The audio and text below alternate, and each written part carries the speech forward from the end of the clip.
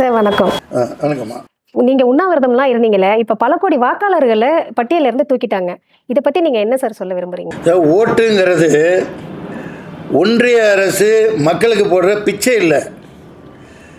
இந்த ஒரு கேவலமான ஒரு பாசிச ஆட்சி நடத்திக்கிட்டு ஒரு 8ஆம் வகுப்பு கூட சரியாக படிக்காமல் ஒரு படிக்காத தற்குறிகள் அங்கே உட்காந்துக்கிட்டு காய்ச்சல்னாக்க மாட்டு மூத்திரத்தை குடி, உடம்பு சரியில்லைனாக்க மாட்டு சாணியை கரைச்சி குடி, கோபர் சாப்பிடு, இப்படி சொல்லிட்டு இன்னும் வட இந்தியாவில் எல்லாம் முட்டாள்களாக வச்சுருக்கிற இந்த அரசாங்கம், ஒன்றிய அரசாங்கம், அது தேர்தல் ஆணையத்தை அவங்க கைக்குள்ளே வச்சுக்கிட்டு பண்ணுற பயங்கரமான ஒரு கேடுகட்ட செயல் தான் இந்த இவிஎம்மை வச்சுக்கிட்டு இவங்க பண்ணுறது 11-12 வருஷமாக. அவங்க மக்களோட பங்களிப்பெல்லாம் அவங்களுக்கு ஒன்றுமே கிடையாது. அவங்க ஏதோ மக்களுக்கு பிச்சை போடுறதல்ல ஓட்டு. இவங்களோட உயிர் நாடி, இவங்களோட உயிர் மூச்சு, இவங்க வாழ்வாதாரம். லட்சக்கணக்கான கோடிக்கணக்கான மக்கள் இந்த மண்ணின் மைந்தர்கள் போராடி சுதந்திர போராட்டத்தில் உயிரை கொடுத்து பெற்றது தான் இந்த வாக்குரிமை. அந்த வாக்குரிமையை நீங்கள் கேட்ட மாதிரி அனாயசமாக தூக்கி போட்டு டிவியில் பார்த்தா ஏதோ அந்த சாவு செய்தி வர்ற மாதிரி இங்கே 30 லட்சம். இப்போ சென்னையில் 3ல் 1 பங்கு ஓட்ட தூக்கிட்டான். என்ன இத்தனை பேர் செத்து போயிட்டானுங்களா? சுனாமியில் செத்தானா, எது புயலில் செத்தானா, எதில் செத்தான், பிளாக் நோய் வந்து செத்தானா? முகவரி இல்லாதவங்க அப்படின்னா எப்படி இருக்க முடியும்? முகவரி இல்லாமல் அதான் நடக்கும். அவன் வீட்டுக்குள்ளேயே 24 மணி நேரம் உட்காந்து குண்டு சட்டியில் குதிரை ஓட்டிகிட்டு இருக்க முடியாது. இவங்க மாதிரி அவன் பொழப்பை தேடி வெளியில் போயிருப்பான்.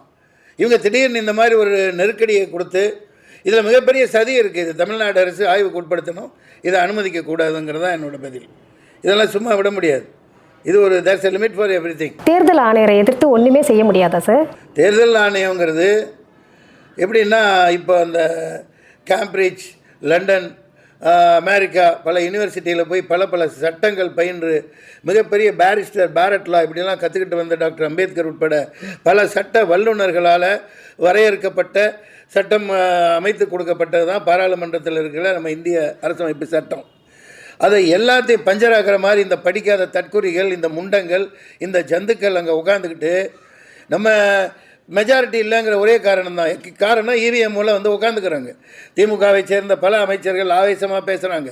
மம்தா பானர்ஜியோட கட்சியில் இருந்து பேசுகிறாங்க, காங்கிரஸில் இருந்து அரவிந்த் கெஜ்ரிவால், இன்னும் பல எம்பிக்கள் வந்து பயங்கரமாக நாக்க பிடிங்கிட்டு சாவர மாதிரி கேள்வி கேட்குறாங்க. அவங்க தலையில் கை வச்சுக்கிட்டு ரியாக்ஷன் பண்ணுறாங்க, கேவலப்படுறாங்க, அசிங்கப்படுத்தப்படுறாங்க இந்த ஆளுங்கட்சியினர். ஆனால் அதெல்லாம் கொஞ்சம் நேரத்துக்கு தான். அவங்க 2 மணி 3 மணி 4 மணி வரைக்கும் உட்காந்துட்டு இந்த சட்டம் பாஸ் பண்ணப்பட்டதுன்னு அந்த அம்மா முர்மு ஒன்று உட்காந்துருக்குது, கையெழுத்து போட்டுறாங்க, அவ்வளோதான் பாஸ். பல சட்டங்களை திருத்திக்கிறாங்க. தேர்தல் ஆணையர் எதிராக என்ன பண்ணாலும் கொலை பண்ணாலும் ஒன்றும் இல்லைன்னு சட்டத்தை திருத்தி வச்சுக்கிட்டா இது என்ன ஜனநாயகம்? இது எதிர்த்து போராடணுமா இல்லையா? இது மிகப்பெரிய ஒரு மக்கள் போராட்டம் இந்தியா முழுமைக்கும் நடக்கும். ஒரு ஜன்சி போராட்டம் மாதிரி இது மிகப்பெரிய விரைவில் மிக வேகமாக உருவெடுக்கும். இது இப்படியே விட்டால் முடியாது. 2029 வரைக்கும்லாம் இந்த ஆட்சியை விட்டால் அவ்வளோதான். செத்து சுண்ணாம்பாய் நீங்களும் நானும் எல்லாம் அடிச்சுட்டு போயிடுவோம். பிச்சை எடுத்துகிட்டு பாத்திரத்தை தூக்கிட்டு அது போக வேண்டியது தான். இதுக்கு ஒரு முடிவு கட்ட வேண்டியிருக்கும். ஏன்னா இது அநியாயக்கார ஆட்சி. நியாயமாக இந்த மக்கள் ஓட்டு போட்டு வந்திருந்தாங்கன்னா இவங்க இப்படி பண்ண மாட்டாங்க. இது ஏமாத்துக்கார அரசியல் தான் பண்ணிகிட்ருக்காங்க. இன்னும் தெரியல. தமிழ்நாடோட மொத்த வரை வாக்காளர்கள்லாம் இப்போ தெரியும். 1 கோடி தூக்கிட்டான்னா என்ன இது? என்ன ஓட்டை தூக்கிறதுக்கு தான் நீங்கள் வர்றீங்களா? அது இவனோட உரிமை. நீ எப்படி தூக்கலாம்? நீ இப்போ அவங்களுக்கு ஓட்டு போட மாட்டாங்கங்கிறவங்களாம் தூக்கிட்டு அவங்களுக்கு நீ ஓட்டு போடுற ஆளுகளை அவனாக கொண்டு வந்து சேர்ப்பான். இங்கே தமிழ்நாட்டில் நடக்காது, பாச்சா பழிக்காது. டப்பா டான்ஸ் ஆடிடும், துண்டை காணான் துணியை காணான்னு விரட்டிடுவோம். மக்கள் ஆயத்தமாயிட்டு இருக்காங்க. நம்ம பிரதமர் வெளிநாடாக சுற்றுறாரு, அவருக்கு பெரிய பெரிய விருதாக கொடுத்து கௌரவிக்கிறாங்க. அதை பற்றி என்ன சார் சொல்கிறீங்க? அதாங்க, அவர் சுத்தாத நாடு இல்லை ஐயா. அவங்க வந்து எளிமையின் சின்னம், ஏழை தாயின் மகன் அப்படின்னு சொல்லிக்கிட்டு இவங்க எல்லாம் மக்கள்கிட்ட அடித்து பிடிச்சி வரியெல்லாம் வாங்கி பிடுங்கி அதானிகளை பண்ணிவிட்டு ஒவ்வொரு நாட்டுக்கும் அவர் போகிறதுன்னு பின்னணி என்ன, அந்த ஃப்ளைட்டில் இன்னும் யார் உட்காந்துருக்காங்கங்கிறதெல்லாம் நமக்கு தெரியாது. அவர் அதானிக்கு கான்டாக்ட் போடுறது தான் போகிறார். எல்லா நாடுகள்லையும் போகிறார்.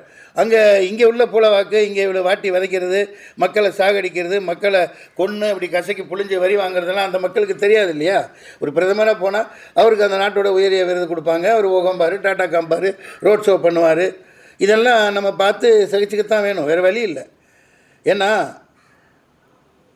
கொடுமை அந்த இடத்துல. இப்போ நீங்கள் எனக்கு ஞாபகம் வருது, இப்போ டென்மார்க், ஸ்வீடன், பல நாடுகள்னு நினைக்கிறேன், ஸ்பெயின், அந்த ஐரோப்பிய நாடுகள்லாம் சாயந்தரம் 5 மணிக்கு மேலே அந்த நாட்டின் பிரதமர்கள் 5 மணி ஆச்சுன்னா முடிச்சு, அவர் பிரதமர் கிடையாது, நேராக வர்றாரு, சைக்கிள் எடுத்துக்கிட்டு காய்கறி வாங்க போகிறாங்க. பார்த்துருக்கோம் வீடியோவில், இதுலாம் பார்க்குறோம். சைக்கிளில் போகிறாரு, நடந்து போகிறாரு, பொண்டாட்டி கூட்டிகிட்டு குழந்தைகளை கூட்டிகிட்டு போய் காய்கறி வாங்குறாங்க, சமையல் சாமானை வாங்குறாங்க. வீட்டு சாதாரண புருஷனாக இருக்காங்க யார்? பிரதமர்கள். எளிமையாக இருக்காங்க.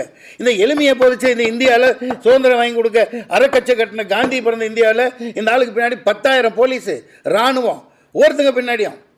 இங்கே இருக்கிற இந்த ஆளுநர் மாளிகையில் போங்க, பேரிகேடு மேலே பேரிகேடு, அவருக்கு ஒரு 1000 போலீஸு, 1000 பேர் பாதுகாப்பு. எதுக்கு? நீங்கள் தப்பு பண்ணவும் தானே உங்களுக்கு பாதுகாப்பு தேவைப்படும். இது ஜனநாயக நாடு தானே, எளிமையான நாடு தானே, அகிம்சை வழியாக போராடி சுதந்திரம் வாங்கின நாடு தானே. உங்களுக்கு எவ்வளோ பாதுகாப்பு? எத்தனை கோடி, எத்தனை லட்சம் கோடி போகுது? இந்த அயோக்கியத்தனத்துக்கெல்லாம் ஒரு முடிவு கட்டணும். எளிமையின் சின்னமாக ஒரு ஆள் பிரதமராக வரணும். பிரதமர் என்பவன் பிரதம வேலைக்காரன், முதல்வர் என்பவன் முதல் வேலைக்காரன். வேலைக்காரனாக இருங்க. உங்கள் பின்னாடி ஒரு படையை கூட்டிக்கிட்டு, அதுதான் அந்த நாடுகளில் அப்படி ஆகா இவ்வளோ பெரிய வண்டியில் வர்றார் பண்ணுறார். இது ஜனநாயகமே கிடையாது. இது ஜனநாயகத்தின் கடைசி மிச்ச மீதியாக க்ளோஸ் பண்ணிட்டாங்க. ஜனநாயகங்கிற போரில், ஜனநாயகங்கிற பேரில் கேவலமான அயோக்கியத்தனமான மக்களை வாட்டி வளைச்சி சிதைச்சிக்கிட்டு இருக்காங்க. சார், எல்லாத்தையும் தனியாருக்கு கொடுத்துட்டா, எல்லா நிறுவனத்தையும் தனியாருக்கு கொடுத்துட்டா நாடு எப்படி சார் விளங்கும்? நல்லா விளங்கும், நல்லா விளங்கும். அதாவது அணுசக்தி துறை, அணுகுண்டு தயாரிக்கிறது, அது முதல் கொண்டு தனியாருக்கு தூக்கி அதானி கொடுத்துட்டார். மின்சாரம் தயாரிக்கிறது அதையும் தூக்கி கொடுத்துட்டார். அப்போ நீ என்ன முடிக்கு, என்ன கூந்தலுக்கு நீங்கள் பதவி? உங்களுக்கு பிரதமர் பதவியே தேவையில்லையே. எல்லாமே தனியார்மையா. தனியார் ஏர்லைன்ஸ் இல்லை, தனியார் விமானங்கள் இல்லை இந்தியாவுக்குன்னு. வல்லரசு புல்லரசு, ஒரு புல்லரசும் ஆகாது. இந்தியாவை ஒரு சல்லடை ஆக்கிட்டாங்க, சப்பி போட்ட மாங்கொட்டை ஆக்கிட்டாங்க. கேவலமாக இருக்குது. அது ஒரே ஒரு ஸ்டேட்டு தமிழ்நாடு தான் கொஞ்சம் போராடிட்டு இவ்வளவு ஒரு உன்மத்தம் பிடித்தவர்களை எதிர்கொண்டு முன்னோக்கி போய்கிட்டு இருக்கீங்கள. இங்கே நீங்கள் இப்போ இந்த காந்தி பேரில் இருந்த ஊரக வேலைவாய்ப்பு திட்டம், அதை தூக்கிட்டு என்னமோ ஜெயராம்ஜிக்கு ராம்ஜின்னு ஏதோ ஒன்று வாயில் வராத பேரை சொல்லி பண்ணுறாங்க. அது ராம் மேலே நல்லா, அது நான் ஒரு மன்சூர் அலிக்கான நான் ஒன்றும் விமர்சனம் சொல்லலாம் விரும்பலை. ராமர் அவங்க கும்பிடட்டும், இங்கே ராவணன் எங்கள் மக்கள், முருகரை இங்கே கும்பிட்றான், அவன் சாமி கும்பிட்டுட்டு சந்தோஷமாக தான் வாழ்ந்துட்டுருக்காங்க. இப்போ இங்கே அவங்க ஆள்றது தான் நல்ல ஸ்டேட்டுன்னா, இப்போ பிஜேபி ஆள்ற ஸ்டேட்டை பாருங்கள். பிஜேபி ஆள்ற ஸ்டேட்டிலாம் மக்கள் எவ்வளவு வறுமையிலையும் பின்தங்கி இருக்காங்கன்னு உங்களுக்கு தெரியுது இல்லையா? அங்கேருந்து ராமர் வேஷம் போட்டுட்டு இங்கே யாசகம் எடுக்கிறாங்க. காலையில் என் தெருவில் 4 பேர் போயிட்டு தான் இருக்காங்க. அதுக்கு அடையாளமாகவே அதை சொல்லலாம். அதுக்காக யாருமே சரி பாய்ங்களும் இதை என்ன சாம்பிராணியாக போட்டு வீசிக்கிட்டு அவர் ஏதோ இந்த மாதிரிலாம் பிழைச்சிக்கிட்டு இருக்காங்க. அந்த பிழைக்கிறவங்களை நான் தவறு சொல்லலை. ஆனால் இப்போ ராமர் அவதாரத்தை போட்டுக்கிட்டு இங்கே யாசகம் தமிழ்நாட்டில் கேட்குறாங்களா இல்லையா? அப்புறம் எங்கே உங்கள் ராமராஜ்யம்? நீங்கள் மட்டும் வசதியாக வாழ்ந்து அதானியை வாழ வச்சா போதுமா? ஏழை மக்களை வாழ வைக்க வேணாமா? சொல்கிறாங்க 150வது வருஷம் நாடாளுமன்றத்திலையும் கொண்டாடினாங்க. இதை பற்றி நீங்கள் என்ன சார் சொல்கிறீங்க? 150வது வருஷம் இப்போ வந்தே மாதிரி அவங்களோட இது எல்லாம் வன்மத்தை தூண்டணும். இந்த முஸ்லீமு, இந்த ஒரு மன்சூரலிக்காக நான் இதை சொல்ல எனக்கு அசிங்கமாக இருக்குது. இத்தனை நாளாக நான் ஒரு நடிகனா இங்கே தமிழ்நாட்டிலையும் சரி எந்த மத பாகுபாடு இல்லாமல் நம்ம வாழ்ந்துக்கிட்டு இருக்கோம். கேப்டன் ராவுத்தர் கூப்பிட்டு வந்தார், போய் நடிகனாக்கினார். கேப்டன் என்ன உருவாக்குனார்? நூற்றுக்கணக்கான பேரில் உருவாக்குனார்.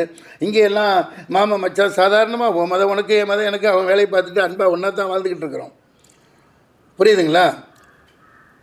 இப்போ என்ன கேட்டீங்க? வந்தே மாதரம் உண்மையை எல்லாத்துக்கும் தெரிஞ்சு, அதான் பாராளுமன்றத்தில் பஞ்சர் ஆக்கிட்டு இருக்காங்க. அது பிரச்சனையை முடித்து தொங்க விட்டுட்டாங்க. அதாவது 1870 சரத் சந்திர சாட்டர்ஜி அப்படிங்கிறவரும் மேஜிஸ்ட்ரேட்டாக இருந்திருக்கிறார். 1870ன்னா என்ன? அந்த வெள்ளைக்கார மினிஸ்ட்ரியில், வெள்ளைக்கார ஆட்சியில் மேஜிஸ்ட்ரேட்டாக இருக்கார். அப்போ அமீர் ஜான் அந்த மாதிரி ஒரு பெயர் உள்ள அந்த அரசர் அந்த பகுதியை பங்களாதேஷ் அந்த இதில் அவர் வெஸ்ட் பெங்கால் ஆண்டுகிட்டு இருந்திருக்கிறார். அப்போ இன்னும் அரசவை நடந்துக்கிட்டு இருக்கு இல்லையா? அப்போ பஞ்சம் ஆகிருக்குது, பயங்கரமான பஞ்சம். அப்போ இந்து முஸ்லீம் கிளாஸ் ஆகிருக்கு, நிறைய தடவை நடந்திருக்கு. அந்த நேரத்தில் அவர் எழுதின ஒரு நாவலில் இது வந்தே மாதிரம் அந்த சுபலாம் எழுதி அது மிகப்பெரிய புகழுரையை பெற்று அதுக்கப்புறம் வந்தவங்க அந்த இனம் ஜாதி, அதாவது முஸ்லீம்களுக்கு எதிராக எழுதப்பட்டது அந்த காலத்தில்னு சொல்கிறாங்க.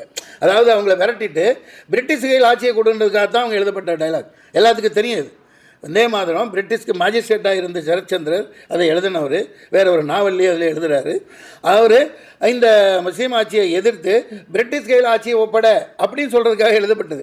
ஆனால் அது அந்த வந்தே மாதிரம் அது நம்ம ராமான் அழகாக பாடுறாரு பாருங்க, தாய் மண்ணே வணக்கம், ஒரே வரியில் முடிஞ்சு போச்சு.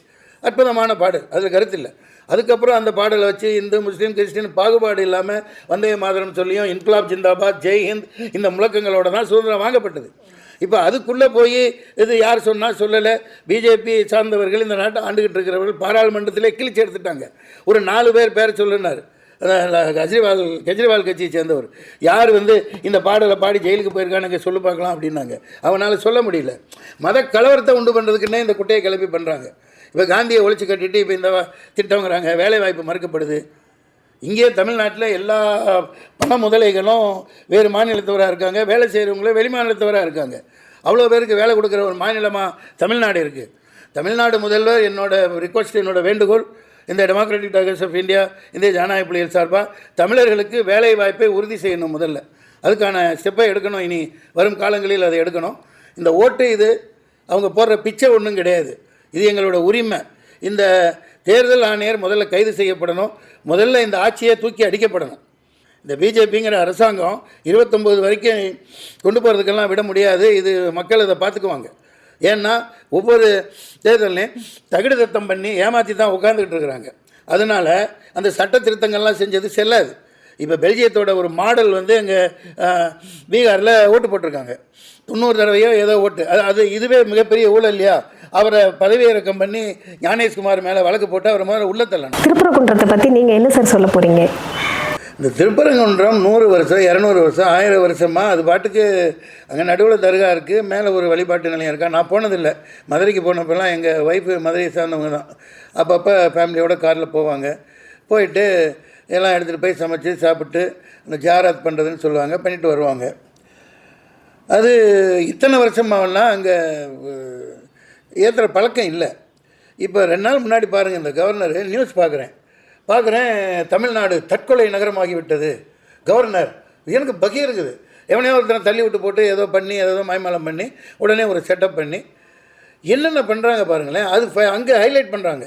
எல்லா மீடியாவும் ஏற்கனவே இவங்க கோதி மீடியாங்கிறது 50-100 சேனல் இந்தியா ஃபுல்லாக அது ஃப்ளாஷ் பண்ணுறான். தமிழ்நாட்டில் வணங்க விட மாட்டேங்கிறானா, இப்படியே நியூஸ் கொடுக்குறாங்க. இது எப்படிங்க இது? நான் இது பேச மாட்டேன். நம்ம தோழர்கள், நான் ஒரு நடிகனா இதை பேசுகிறதுக்கே எனக்கு இது தேவையில்லாத விஷயம்.